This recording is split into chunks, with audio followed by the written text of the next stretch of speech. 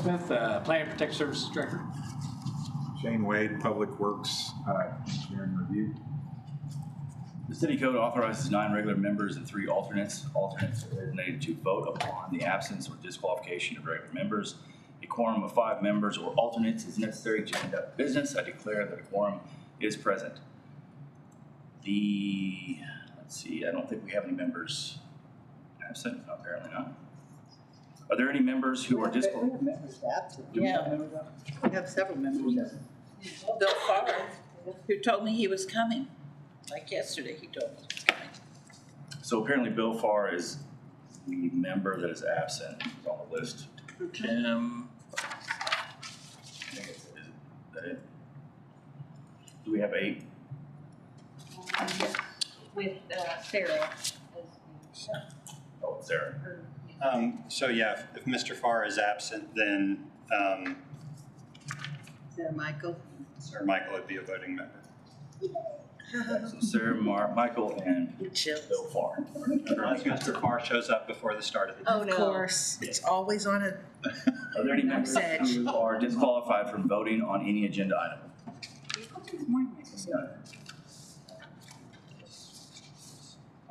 yes. So all the voting members that are present now, or excuse me, all the members that are present are voting members. Correct. Someone in attendance to present case number P24008, 2805, 2815 Route CC. Are there any requests for continuance? No. Are there any requests to reorder the agenda? No. Courtney, will you please read the format of the hearing?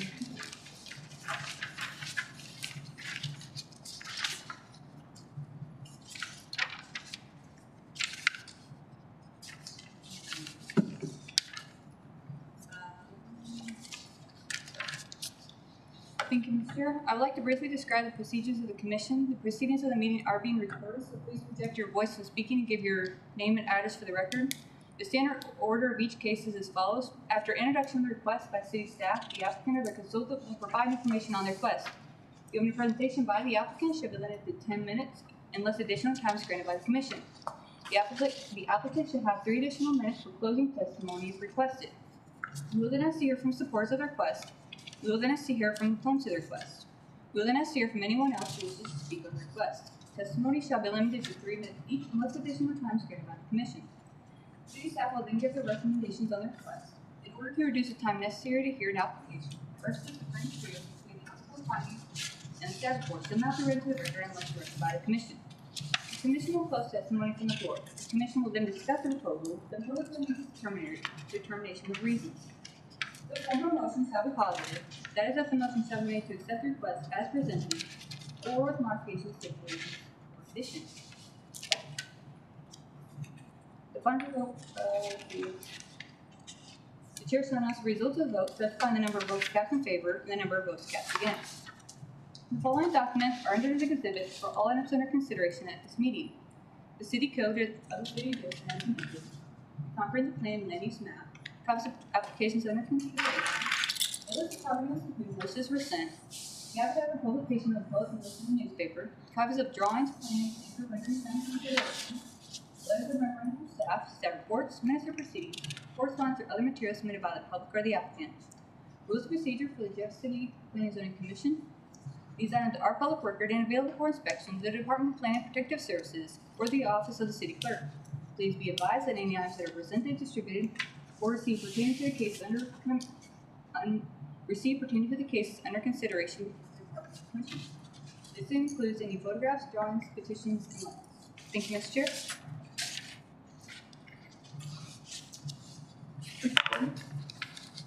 Okay, so because we're missing an administrative assistant tonight, I'm gonna ask for a motion, and then who says the motion, I'm gonna have to repeat it back. So and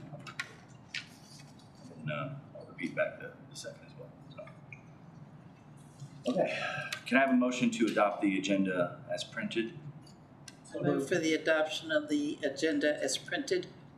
Who makes the motion? Second. Robinette makes the second. Okay. right, can I have a motion to approve the regular minutes of May 9th, 2024? Need a vote? I'm sorry. My bad. I did it last time. All in favor say aye. Aye. All opposed nay. Motion carries. Can I have a motion to approve the regular meeting minutes of May 9th, 2024? So moved. Andy? Second. Right. Second, okay.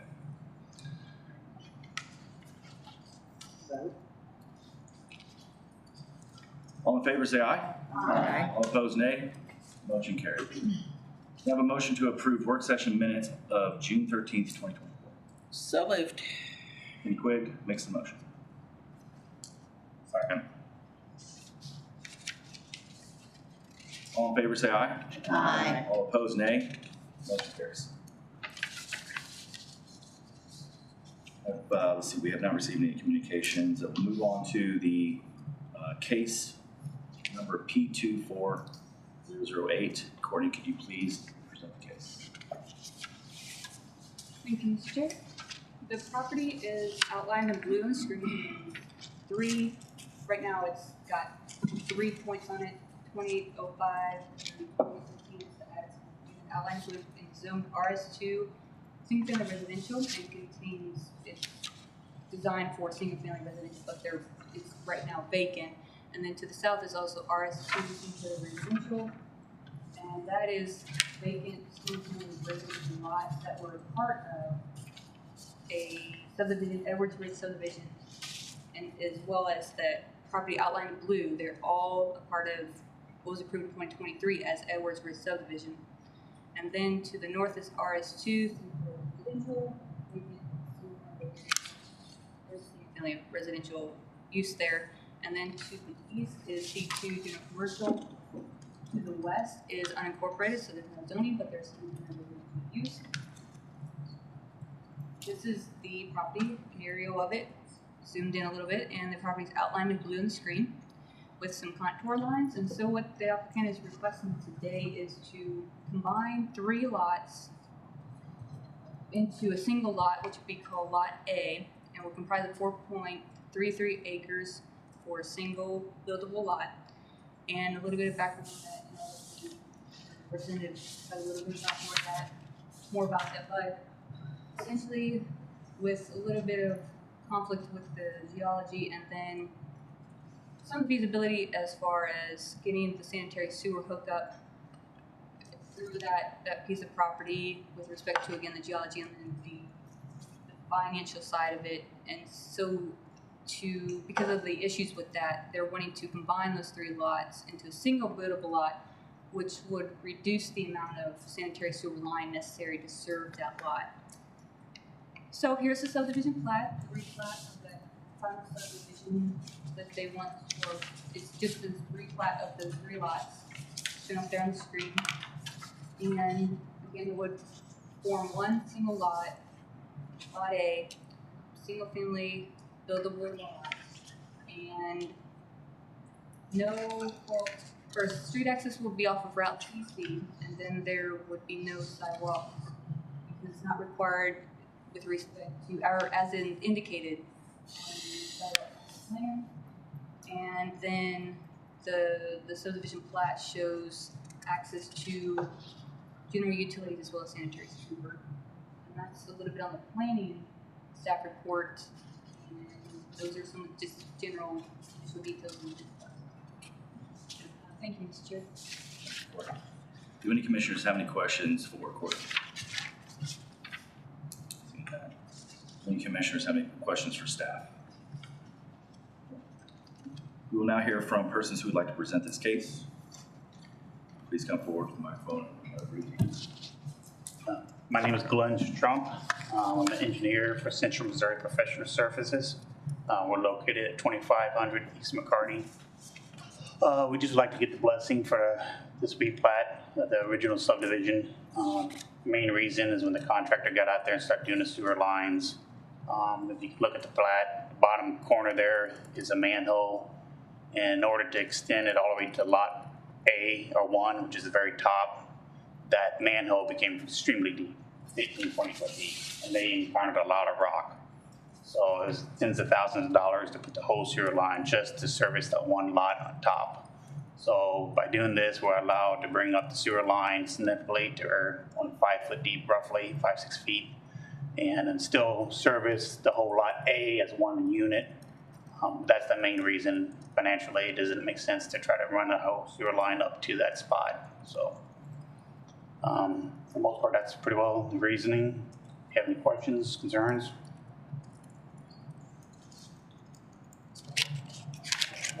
Yeah. So it's your intention then for it to remain residential and to sell this as one Yes, sir. contiguous lot Yeah. for residential development? Yes, sir. It's still staying residential. It's just being a larger lot. It's still going to get sewer, but it's going to be on the bottom south corner and be the homeowner's responsibility to tie in it from there. So right now there's a ditch that cuts through it. And in order to get the clearance for depth of 3 foot, we had to extend everything so low, but now we won't have to go through that spot. So. And with regard to the sewer, are you being asked by city staff to extend the sewer north, so that it may be able to be tapped into for future development? Still, if you notice, the easement's still there yet. So there's only one house above that, which is on Orange City, but we left the easement on it. So if they want to tie into it later, they still have the option, but it'd be their cost to tie into the city at that time instead of this homeowner. So. Thank you. Yes. I do have one question. As far as the sewer line easement goes, I noticed that it's pretty far in the middle of the property, and I know that's because it's less distance to run a sewer line from a house to that, I'm assuming. Yeah. Maybe it has to do with topography. Is there any reason why it couldn't be closer to the property line on the backside of that lot? It slopes significantly lower. It'll be, yeah. And we couldn't really want to go forward towards the road because then it got into the building area. So that's the ideal spot with the slope. And we didn't feel like since we're not sure of the other property, to move the existing easement, because that's the existing easement. It's the same spot. We're just not running the line all the way to it. Do you have any questions? Thank you, guys. Is there anyone present who would like to speak in favor of this request? Is there anyone present who would like to speak in opposition of this request? Seeing none. Is there anyone else who would like to just speak on this request? Seeing none. We will now close testimony according to the staff. So staff recommends approval of the replat of every subdivision, which would create one lot out of 3 existing lots for a single family buildable lot. And with the condition, staff will recommend that approval with the condition that the applicant, that they address technical comments of staff and then submit a finalized and signed plat prior to introduction at City Council. And the introduction to City Council will occur here in the county chamber at 6 p.m. on September 3rd, and then it will be up for a vote on here in the council chambers at 6 p.m. on September 16th. And I'll pass it over to the engineering side for their second report. Thank you. As far as the review from the engineering division, plans for the subdivision were previously approved for the Edwards Ridge subdivision. Our plans were previously approved for the Edwards Ridge subdivision. Infrastructure is currently being constructed for the entire subdivision.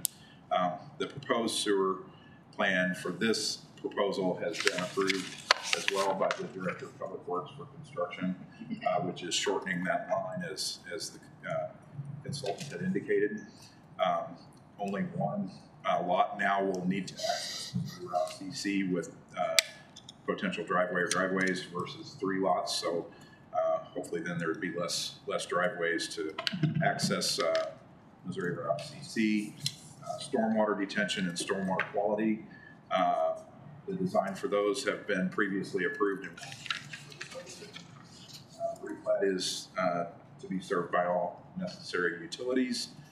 And as far as the review status, the replat has been reviewed and revised and in general good order. And the division would recommend approval, subject to technical comments being addressed on that final sign. Shane? Do any commissioners have any questions for staff? Seeing none, would someone like to make a motion, the first motion? Move to recommend approval of the final subdivision replat of Edwards Ridge subdivision with the following conditions. Address technical comments from city staff. Submittal of finalized and signed plat prior to introduction to city council. Bunny Tricky Cotton first. Made the motion. Robinette. Okay, is there any discussion? All in favor say aye. Aye. All opposed, say nay. Motion carries. Okay, and now we're going over to Eric. Okay.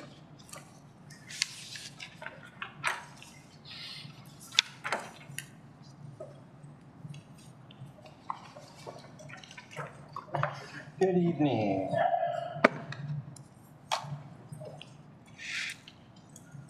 Back out of the slideshow.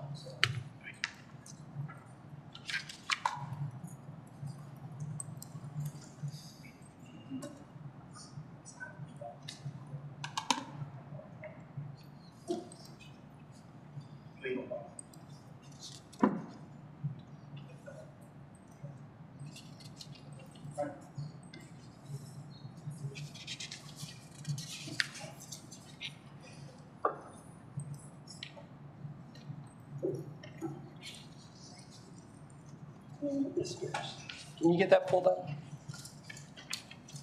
No? Okay. Because I got it out here.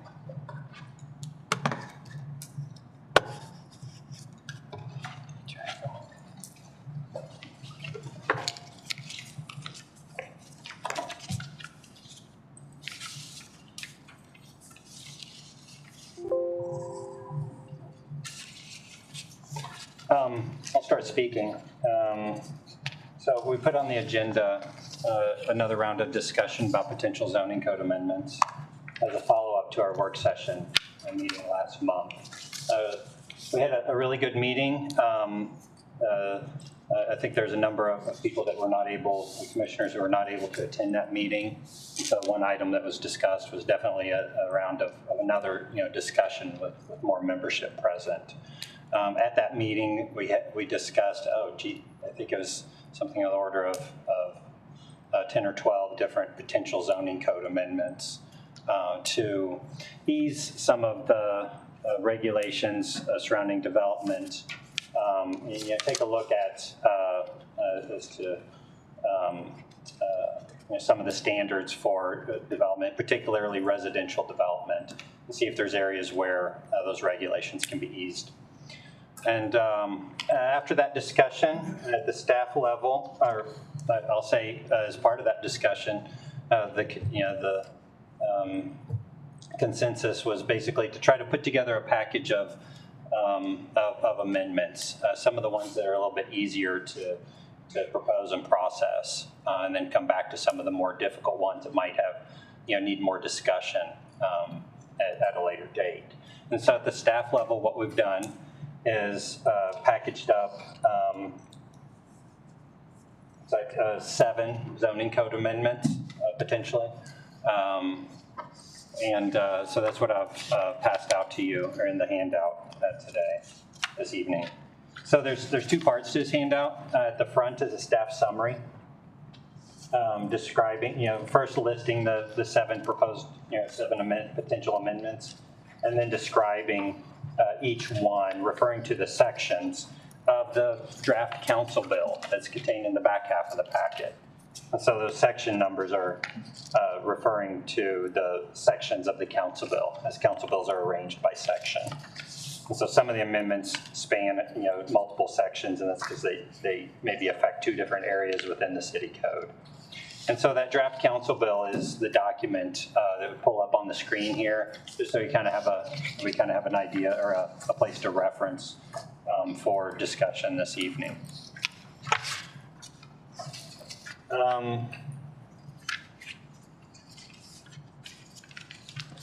Is that what we got? Like, can we zoom in on the thing at all?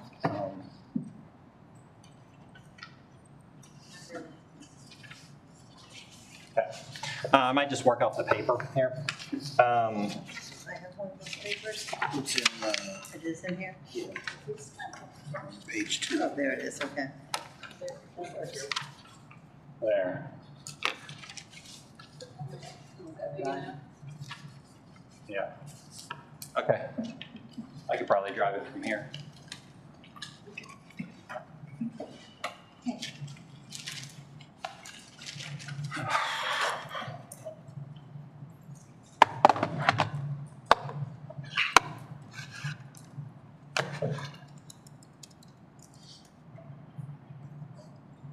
Maybe not. Okay. So first, let me list off the 7 different items here. First is, and I'm really just reading from the summary here on the top of the first page, is to potentially remove a requirement for a required open space requirement for multifamily developments. Where new multifamily developments, and I think the trigger is even at an 8-unit apartment building, is required to have a certain amount of open space associated with the property. A fairly high percentage, 25%, I think it is. Number 2, reduce the width of a pole portion of a flag lot slightly by 5 feet, reducing it from 35 feet to 30.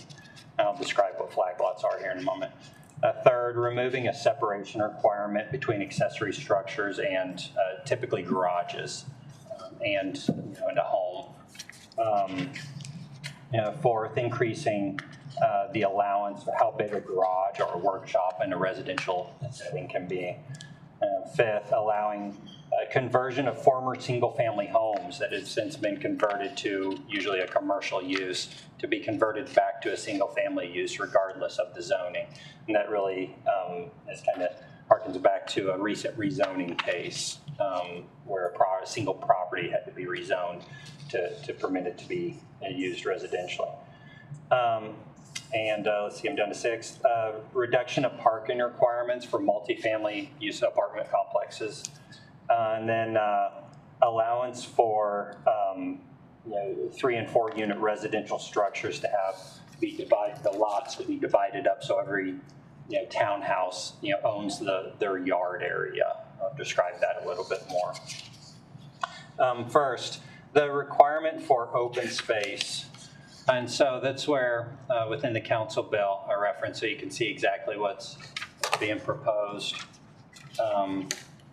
Section 1, and so it'd be a striking of a lot of that requirement. So currently the city code is requiring that that apartment buildings over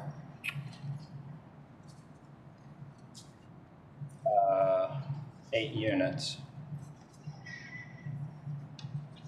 A little off filter here. Have 8 units have a minimum of 25% of the site developed with usable open space.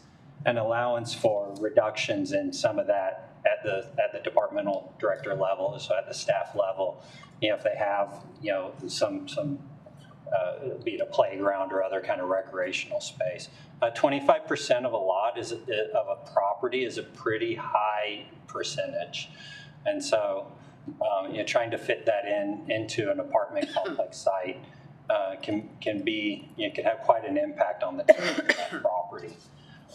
We have an excellent park system in our city, and I think that's where a lot of residents go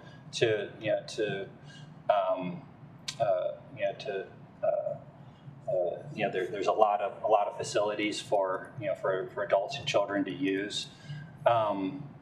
The 25% requirement there, in the way it's measured is basically just yard area, so grass would technically meet that requirement. So I'm not sure it would necessarily have really the impact that one might envision for it. many apartment complexes, at least larger ones, will have, various types of open space, be it a playground or a swimming pool or something kind of built into their own business plan. But basically what this proposal would be is to eliminate the requirement for that. Let the apartment complex development, make that choice on what kind of amenities they might be providing, rather than requiring it, if that makes sense. There's also another section of this where there's a requirement for a certain setback between buildings within an apartment complex that are all located on one property. Currently, it's kind of vaguely worded as 15 feet plus an additional 5 feet for each story in the tallest building. That can actually result in a setback greater than what buildings on separate properties would necessarily have to have at a 10-foot kind of standard site setback. If you have 3-story buildings, this could be requiring them to be 25 feet apart. Just because they're located on the same on a single property. And so again, the proposal would be to remove that. I'm not exactly sure why that might be there. A lot of this code is somewhat dated, dating back to perhaps even the 90s or 80s, and carried over into the zoning code rewrite in 2003. But there are adopted building codes and fire codes in place that I think address what that might be trying to do, and that is making sure there's a separation between buildings. Should one catch on fire, that it's not going to engulf the other. And so this would remove that requirement and rely on the building codes for determining the proper separation between buildings.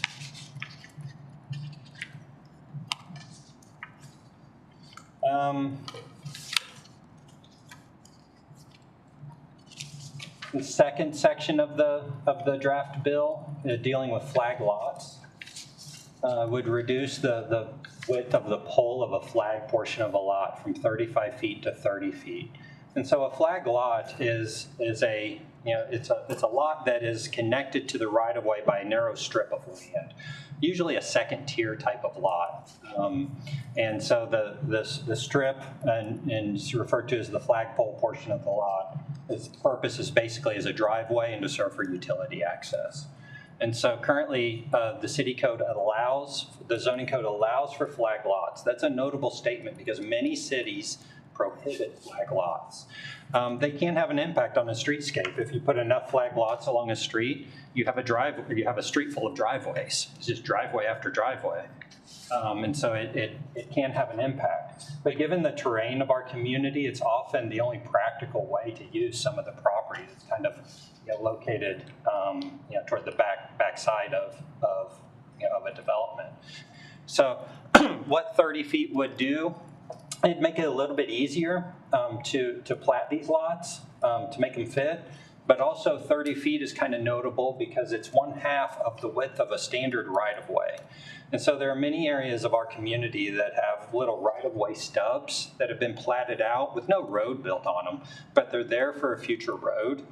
And this would allow for those stubs to be divided in half and 2 flag lots created rather than trying to construct a road back into properties where maybe it was envisioned that such a road could exist at one time, but it's never proved to be practical. Section 3 of the would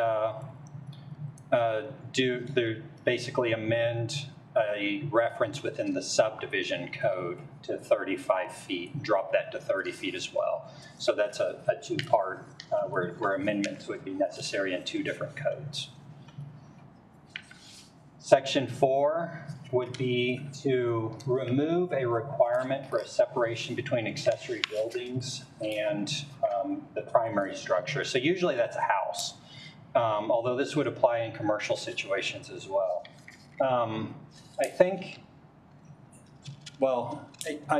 some of this concern and why this is in the zoning code was a concern about fire from accessory structures spreading to the primary structure.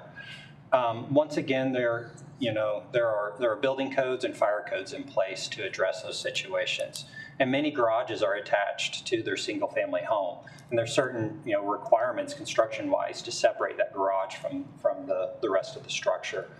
And so there's certain requirements for when a garage is constructed less than 10 feet from a home that would come into place. And so what this notably does is it allows for that flexibility within the building code and the fire code, should someone be wanting to build that structure closer to a home. Whereas an entry like this in the zoning code is not flexible. You might think one could apply for a variance, but the code is not written in order to address a fire situation. It's a dimensional standard, and so to apply for a variance in a scenario like this, you'd have to prove some sort of hardship, and rather than I think the general kind of thinking here is to rely on the building code and the fire code for a situation like this, and allow those single-family lot owners a little bit more flexibility in terms of building things on the property. Section 5 is a general kind of increase in this permissible size for garages, and then also kind of tagging them as workshops. So at the staff level, we've noticed over time that there's a general desire to build larger and larger garages, and then sometimes they're termed as workshops on usually larger tracts of land. So it's not necessarily the homeowner in a kind of standard subdivision that's wanting to build a large garage or workshop to house their hobby or perhaps a number of vehicles they have. It's usually tracts that are upwards of 5 acres, where they come in a standard garage size that you might see on a smaller lot is just not really what they have in mind. And so what this would do is it would allow for larger accessory structure sizes on the largest of lots. And so you see the strikes throughs and the bolded area is really only affecting lots greater than 30,000 square feet. So about 2/3 of an acre.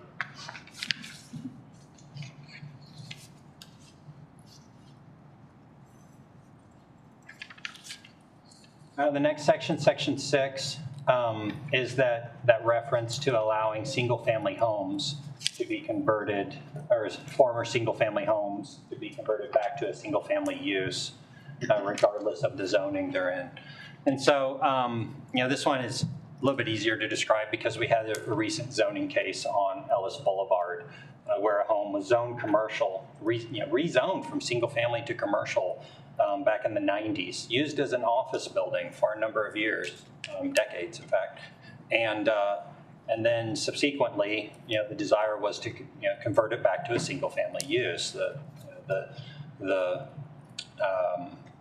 The demand for that use as an office use is just not as strong as maybe it was, back 20 or 30 years ago. And the demand for residential use is of course much higher. And so we had to, they had to propose to rezone that property back to, to a category that permitted that. And so this section of the code would allow for that home to be used residentially, and then potentially converted back to a commercial use at some time in the future. Without having to go through the process. Without having to go through the process. Exactly. It would be by right, basically. It'd still be technically non-conforming grandfathered, but a single-family home that's grandfathered, if it were to burn, it can be rebuilt. And so it would even have that protection in place, which is, of course, necessary in order to obtain a loan on the property. Right, which is the problem, right. Yep.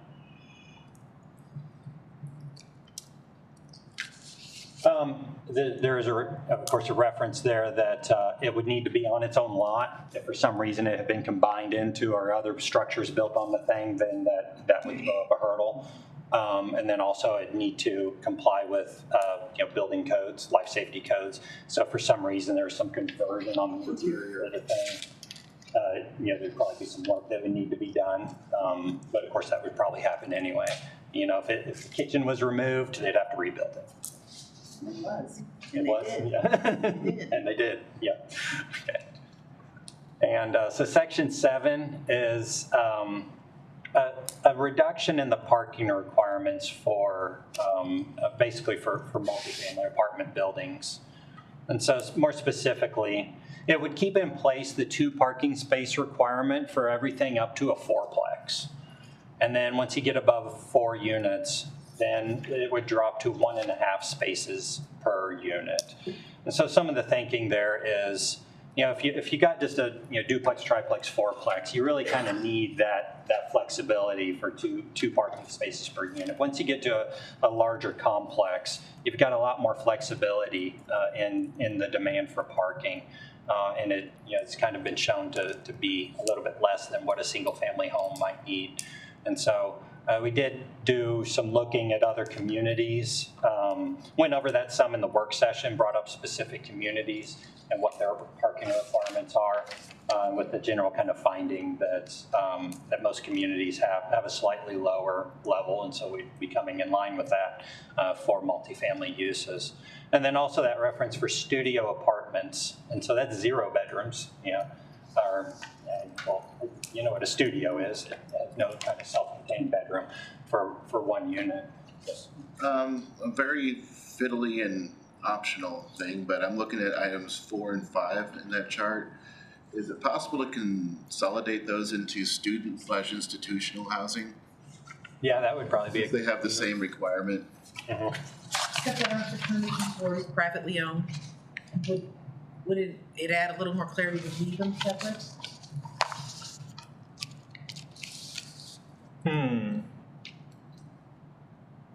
But they are still student housing. Yeah, they are. But we could just write the definition also for sororities, fraternities. Well, one thing I'll tell you that, and we didn't necessarily approach this looking at those, but a reference to square footage might need to be looked at. And so having a parking requirement based on the square footage of a residential structure could potentially inflate the required parking. This rarely comes up, by the way. I don't see. I think Lincoln University has constructed 1 dormitory since I've been here.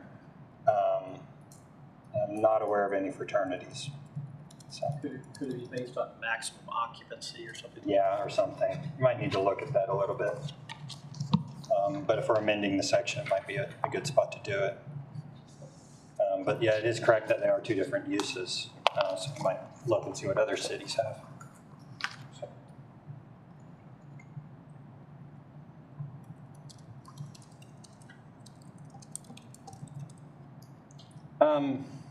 Now I'll continue on and then kind of open up for discussion. Number 8. And so this is an entry to allow for townhomes, to be individually owned, basically, without having to be condoed out. And so the city, or the zoning code currently allows for a 2-unit. I'll use the term townhome as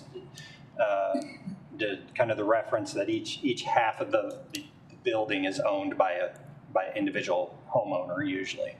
And so a 2-unit townhome style can have a property line go right down the middle. They have a shared wall, but and there's certain building code requirements as to what needs to be contained within that wall. There's certain separation requirements that exceed a normal duplex. Okay? They're also on separate utilities, and so to do this properly, it really needs to be constructed as a townhome. It's very difficult to, for example, try to retrofit a duplex and townhome it out or condo it out in some way, because the separation of utilities, the putting in the fire separation, those building code requirements between the units is just very problematic. But it's a fairly common new development type of scheme. It's build multiple units that are attached and sell them off individually. And there's basically two ways to do that. One is to arrange for the property to be a condominium style development where each individual unit is owned by a unit owner, and then the rest of the property is held in common ownership by a condominium association that all the units are a member of. It's some fairly complex legal arrangements that have to be in place for that. And then there's also implications on dues and liability and obtaining loans, I believe, even on such situations. So the other method is to take a property and put those lines right down the middle of the wall. So what this would do is allow that for more than just the 2 units that are currently permitted within our zoning code. Allow for up to 4 units. We had some discussion as whether, why cap it at that? It's fairly rare for such, as I understand it, for this type of development to go above 4 units. We have several examples around town of 4-plexes that are individually owned. I'm only aware of one example of a 5-plex, and it's a very old one. It just doesn't seem to come up. But that's what this would be. It would establish some minimum lot sizes for each one of those lots, only 30 feet wide. And so, so you could have your individual units 30 feet wide, side by side. And, for example, even the middle unit would share walls on 2 sides, but they'd have 30 feet. Then they would own their own front yard. They would own their own backyard. So. And I'll continue on here, almost at the end. Well, actually, that is the end. That's a 2-parter. They take an amendment to the definition section as well, very small one. We currently define single-family attached uses as being only attached to one other dwelling. Is there a difference in the definition between single-family dwelling and one-family dwelling? No, I don't think so. So why wouldn't you use a single-family dwelling that's attached to other single-family dwellings to avoid any confusion? Oh, yeah, good point. Yep. That lawyer. Yep. It's good, that's good. That's good. Yep, using 2 different terms for the same thing. Yep. Good point. The lawyer in the room. I know, I'm sorry. We looked at some other communities, particularly, speaking a little off the top of my head without referring to my notes, I think it was Springfield and Lee Summit, kind of looking for a little bit of guidance on that particular section, as well as a lot of the others. The work session last month, often brought up other towns, but, there's usually just about a half dozen that I've looked at here heavily. Trying to get a sense as to what other communities do on this. We put this on the agenda for discussion. This is what I'll perhaps refer to as package 1 of potential zoning code amendments. With hopefully followed up in the future by others. Some of the others are a little more complex, so this is the things that seem to be a little bit more straightforward. But my intent tonight was to go over it with you somewhat briefly. I know I talk a lot, but and get any feedback from you, and with the ultimate goal of seeing if you feel it's in a position to move forward and go ahead and place on a public hearing schedule for formal action. I'm happy for any questions or discussion. I'll turn it back to you, Mr. Chair. The only thing I'm thinking about is the property off of, I think it's South Station Road, where farmers, I can't remember, it's next to the CenturyLink building off of, you go back towards, I think it's Scott Station Road, right, and it's that area back there, I can't remember what it's called, but there was a bunch of duplexes there. And Okay. Weren't those originally townhomes and they turned them into rentals? You might be correct, but those are located, if I'm understanding the location, is in unincorporated Cole County. And so that might be why I'm not entirely familiar. It's back there. And so the county, doesn't have the zoning regulations, and so perhaps something. I think you might be correct. I'd have to look at that though. but certainly it wasn't in the city. Right outside city limits. Yeah, it is rare for those reasons, but it is possible, and, you know, in the right situation, it makes sense, so. Can I ask a question? Sure. I'm a new guy, I'm sorry, I'm Bill Farr. Is this up for comments and questions now, or? Well, first, you can sit down.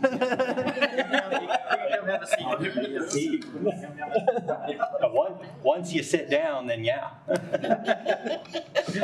Sorry, Bill, I didn't realize. I didn't want to interrupt you in the middle of your presentation. That's okay. On section 4, I'm very familiar with this. Is this staff recommendations on the changes?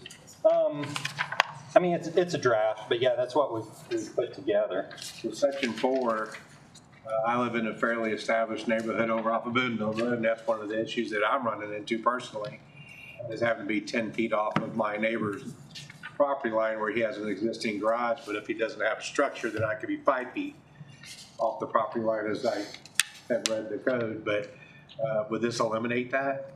Okay, that sounds a little odd to me, but. Okay, so my neighbor's, for example's garage is right on my property line. He was grandfathered into it. Okay. So in order for me to build an external garage, I have to be 10 feet, or maybe further than that, maybe it's 25 feet off of his structure, which is my property line. That sounds like a building code type of issue. That's not going to pertain here. And so this would not address that. And I'm unfamiliar with that situation. And so, so I'm a little, plus, I mean, can I make a comment? I was involved in one on Meyer Street over there, similar to that bill, that they had to go before the Board of Adjustments to make any request as far as adjusting the size and what they needed to do. So I don't know if that helps. There's also one on Greenberry too. The garage. Greenberry Road. Okay. Not Oh. Yep, located close to the property line. Yep. Now that was an attached garage, wasn't it?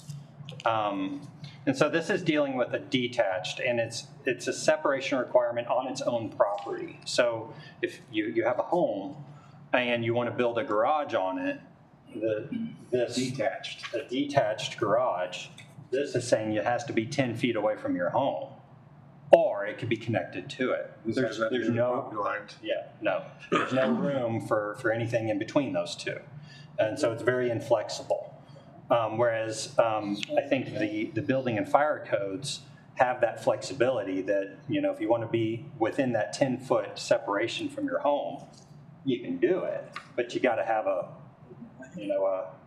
certain fire rated wall, I think. There on your garage, so On an attached garage. Yeah, if it catches on fire, it's not going to burn your house down. Same as you would if it was an attached garage, basically. It's basically treating it like an attached garage at that point. So that's really what that's meant to address. Not your situation. What was that? Is that the theory? Hey. Mike's got it. Oh. So just on the condominiums, you said here it's uncommon that have more than 4. Is that true that found in other communities? It seems to me, I know people in Florida, and I think it's common to have 6 and 8. 6 and 8. Okay. But I was just wondering, the other communities you look at in Missouri. You mean like attached housing condos, though? It's what in like one building. It's like, Villa Panorama, there's all kinds in a building, so it's not. Row houses. Yeah, he's just meaning like one entry, like one building and entries side by side, right? Is that what? Well, row houses where, for example, on Portobello Place, there's a number there, and in fact, that's the example I brought up last month because there was 2 examples right side by side. One that had out in the county before incorporation into the city had those property lines drawn down the middle into, I forget if it was 3 or 4 units. It was 4, and then right next to it was a 3 or 4 unit condominium style, where each unit was individually owned, but the rest of the yard area was common. I didn't specifically look, at the other communities. Kind of thinking back. In the future. Yeah, I'm thinking back, I don't think that they necessarily restricted it. And so, if we're putting a cap on that, would be a little bit different from them. At the same time, it's kind of new territory, so, That would speak to the lot size. I mean, obviously, like up there in Portobello, like 4 was like the max. You get on their townhome style or whatever, you'd have to have certainly a much larger lots to be able to accommodate something like that. There's recently approved by PUD plan was a 10-unit, very similar style apartment building out off of Trade Center Parkway. The Shrimps came in to propose that. And so if you can envision that 10-unit building, now it's not being constructed this way, I would think, not for sure, but being divided up into 10 individual ownerships, I don't know how common that is. The only thing I've ever really been exposed to here is people requesting 4. So. What about Ventura? There was some condo complexes there that are now going on that goes the opposite direction. Sorry. Yeah. That condos and then it turned. But I mean, if there's a consensus here of either raising or eliminating that cap, that's very simple. Is there a purpose to the cap, or? Could they get a variance if it was an issue? Not really. It would be a PUD plan. That's how we do it these days, is if somebody's wanting to propose something like that, the only way to accommodate it is through a PUD plan. And so, In your experience. I drafted it up, quite frankly, as 4 because that's really all I've been exposed to. Didn't necessarily do a lot of research into that cap. So. Well, maybe there's not a need for a cap. I don't know why we'd have a cap. I mean, you never know. Yeah. It would be fair to say if I do a little bit of research and see if other communities have a cap. If they don't, eliminate it. If they Is there a do. benefit to the cap? Is there a benefit to the cap? I'm trying to think, if sometimes things are there just to, like I said, I'm kind of familiar. People come in and talk about 4. Never really been exposed to more of that. If you don't have a cap, the sky's the limit. That could potentially result in a very odd situation in an area. But it also would allow the flexibility. So, I would think it would be very difficult to, at a certain kind of scale, it'd be very difficult to realistically accomplish, dividing a 10-unit up into that many pieces. You got 10 driveways, kind of thing. And so, Oh, God. yeah. I can look into that a little and Whatever. I mean, I just. discussion of, removing that, that cap and allowing it greater. So, yeah. I wonder if any fire requirements in terms of access behind a structure of certain size might play into it, depending on how big you might get in terms of the number of units that you have attached, in terms of trying to get around the building itself. May play into some things I don't know. And that might be a point. Commercial structures, so, but again, I don't know. I mean, it could. I'm sure there's requirements, but on the same token, Right. Yeah. I'll do a little bit more research in that, but you have to meet those requirements. if other communities don't, I'll probably remove it. If that's generally the consensus. Yeah.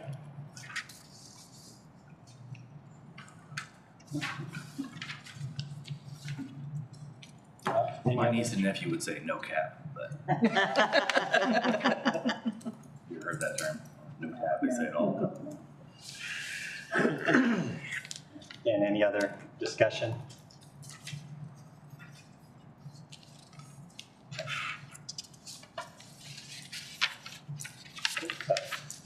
Any thoughts on moving it forward?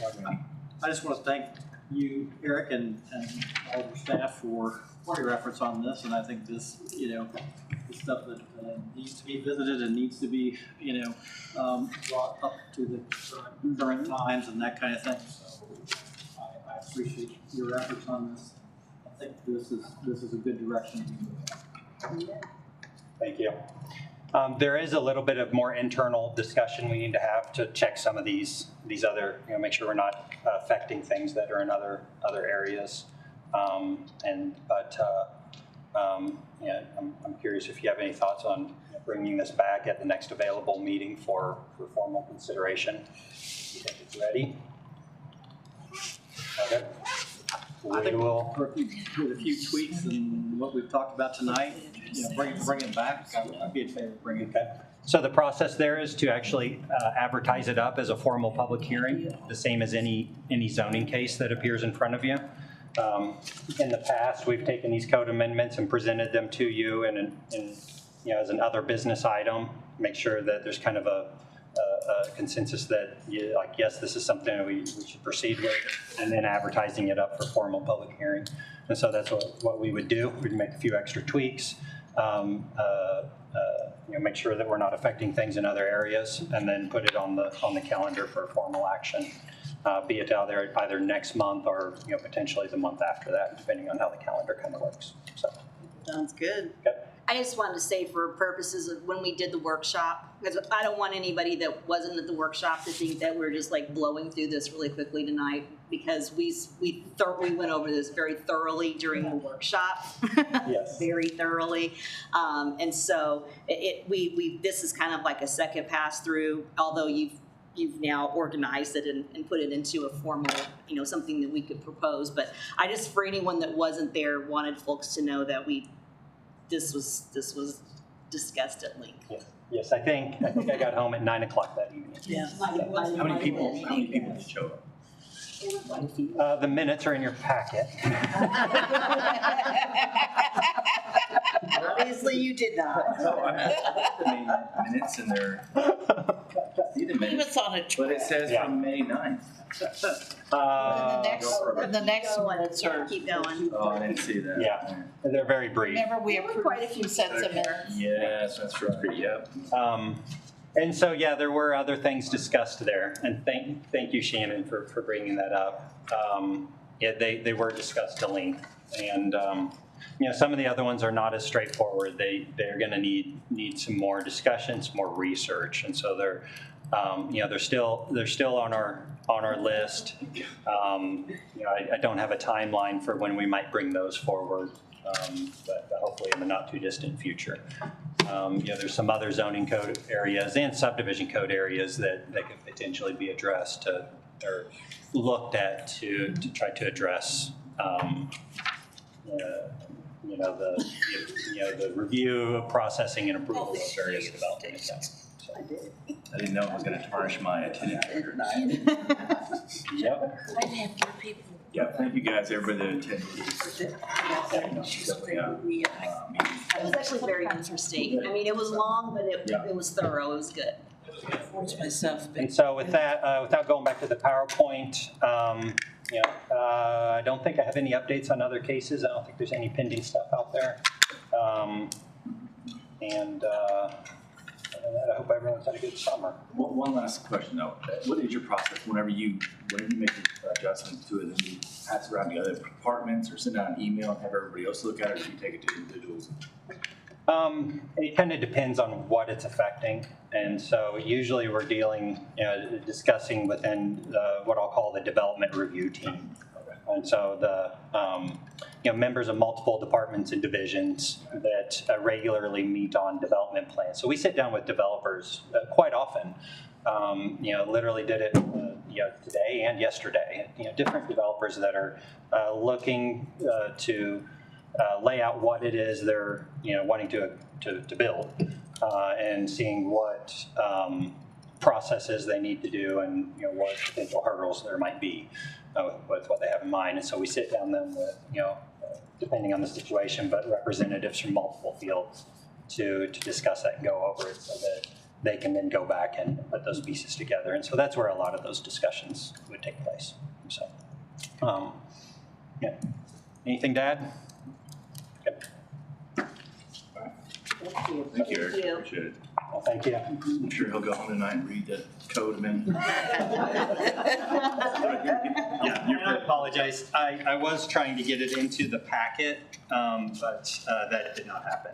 And so I apologize for having to take that All right. this evening. Good. Got it. Okay, I believe we're done. I declare this meeting adjourned.